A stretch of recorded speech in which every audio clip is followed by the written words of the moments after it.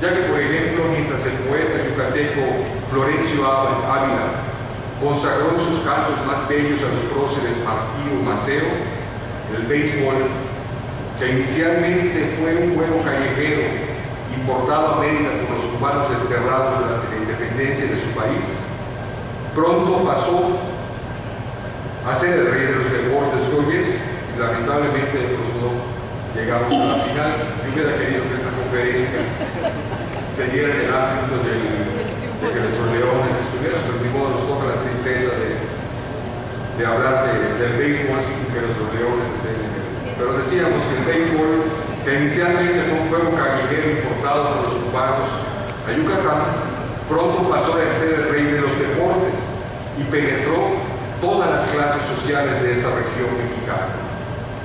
El contenido cultural que ese deporte posee en Yucatán es de gran relevancia intercultural, pues habiendo sido importado de Cuba, donde comenzó a jugarse en 1878, trasladado previamente de los Estados Unidos, con sus códigos y reglamentos en lengua inglesa, los yucatecos nos apropiamos de él, ajustando a nuestra idiosincrasia y aún reinventando el lenguaje de sus códigos y reglas a través del influjo mayense. En una carta escrita por el cubano Eduardo José Rodríguez, narra que él y sus hermanos fueron atrayendo la atención de los jóvenes de Mérida que se sentían fascinados por el béisbol que sus familiares practicaban en las calles. Y andando el tiempo, se formaron dos equipos entre quienes figuraban otros cubanos, varios yucatecos de clase media y alta, y algunos norteamericanos que trabajaban en la construcción del Faro del Progreso. Como la policía de Mérida recibía constantes quejas por la erupción de estos peloteros del Cierno que invadían las calles aledañas al domicilio de los Usáis, trasladaron sus juegos a la Plaza de Santiago y allá trazaron el diamante, precisamente en la explanada donde tradicionalmente se realizaba la corrida de toros durante la feria, permitida a los mayas por los españoles desde los tiempos coloniales. En el poste donde se ataba el toro en vísperas de las corridas populares, allá se trazó el fondo, concluye el doctor Usáis. Quizás desde allá, añade, se batió el primer cuadrangular de México, porque algunos estiman que ese deporte inició su largo recorrido en la historia de México, precisamente en el estado de Yucatán. Después de este episodio primero, el béisbol yucateco se multiplicó permanentemente, fundando familias cubanas yucatecas que se movían y aún se mueven entre Cuba y la península de Yucatán como una ruta intercultural, no como en una frontera, que se extiende hacia el interior de la península en los poblados mayas. Verdaderos linajes de beisbolistas cubanos yucatecos se han esparcido en Mérida, Progreso y Motul, como el gran Leonel Aldama, que todavía está como Leones, o el difunto Mario Collazo, cuyos hijos yucatecos, de padres cubanos yucatecas, madres yucatecas, siguieron la larga tradición deportiva y siguen moviéndose jugando pelota de un lado a otro del canal de Yucatán. De hecho, en casi cada comunidad maya, la explanada donde se realizan las corridas anuales por el santo patrono, domingo a domingo se convierte en campos de béisbol o pelota, mezclando con singular naturalidad los códigos lingüísticos del inglés de ese deporte pronunciados en maya, incluso usando palabras o refranes cubanos. Vamos, vamos, vamos, la bola va a caer. Es como si estuviéramos en Guanabacoa, un juego de Motul. Hace poco recomendé al amable escritor yucateco Conrado Roche Reyes que publicara una reseña de todo cuanto recordaba del béisbol en su natal Izamal y pueblos aledaños. Con generosidad, el 20 de marzo de 2008, Roche publicó un texto donde resume su visión cultural de la pelota yucateca. Entonces apuntó lo que sigue. Al maya yucateco, con la excepción de la religión católica o las corridas de toros, casi nada que venga de fuera tiene real aceptación.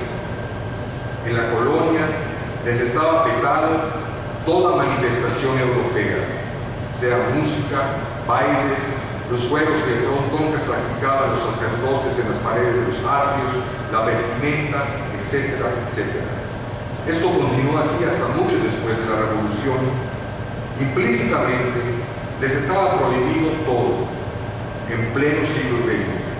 Nada más una cuestión fue no solo permitida, sino hasta fomentada: el deporte rey, el béisbol o la pelota.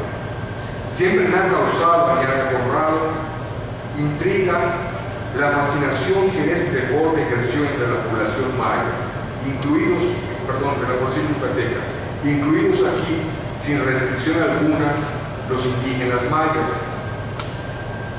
Practicado en un principio, como hemos dicho, por la gente de la clase media y burguesa del progreso de Yucatán, dice Conrado que los mayas resistían a cuanto juego de pelota podían. Paulatinamente comenzaron ellos a practicarlo. Hay que tener en cuenta que el béisbol, y los que lo jugamos lo sabemos, es un deporte caro. Me refiero a los arreos necesarios para su práctica. Los cubanos de la primera inmigración trajeron entre su equipaje algunos bates, pelotas y guantes. Enseñaron a sus vecinos las reglas elementales. Esta es otra cuestión importante. En el béisbol existen muchísimas reglas. Hay que pensar. Es un deporte 100% numeral, matemático. Probablemente, dice Conrado, que de ahí viene la cosa. Al maya le fascinan las matemáticas de manera casi genética. Es casi una religión y de hecho lo fue entre sus ancestros. Entonces, improvisaron la pelota con hilos de nequén, guantes, a los que aquí le llamamos mascotas, bates con troncos de plano a mano limpia. Como sea, todo Yucatán empezó a jugar béisbol, pero un béisbol sui generis, un auténtico ejercicio simbiótico, sincrético, ecléctico, como somos los yucatecos. El béisbol no es otra cosa que una forma de cómo somos.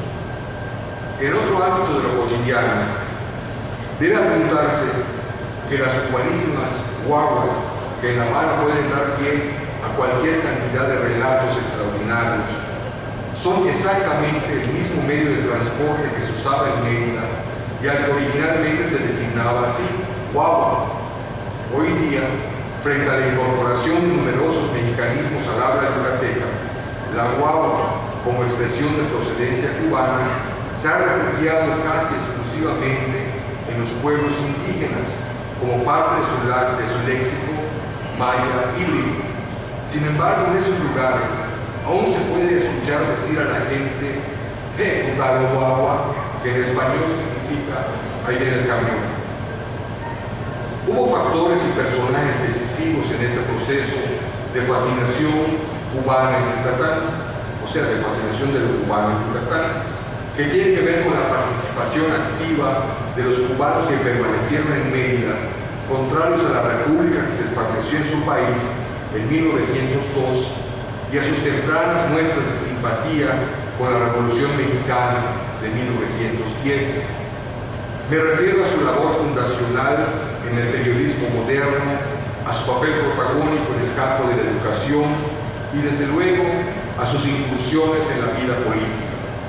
Todavía el día de hoy, los dos periódicos de mayor circulación en la península, que incluye, como saben, los estados de Quintana Roo, Campeche y Yucatán, están dirigidos por la familia Menéndez, establecida en Mérida desde la independencia de Cuba, y sus directores son continuadores de una larga tradición periodística que desde el siglo XIX hasta la fecha ha influido poderosísimamente en la opinión pública.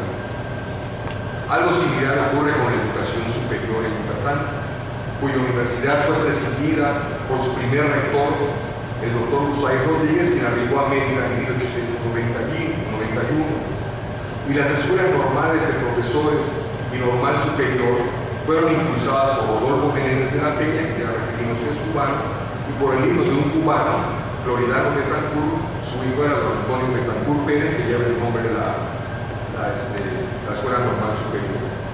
Finalmente, en la vida política, el cubano yucateco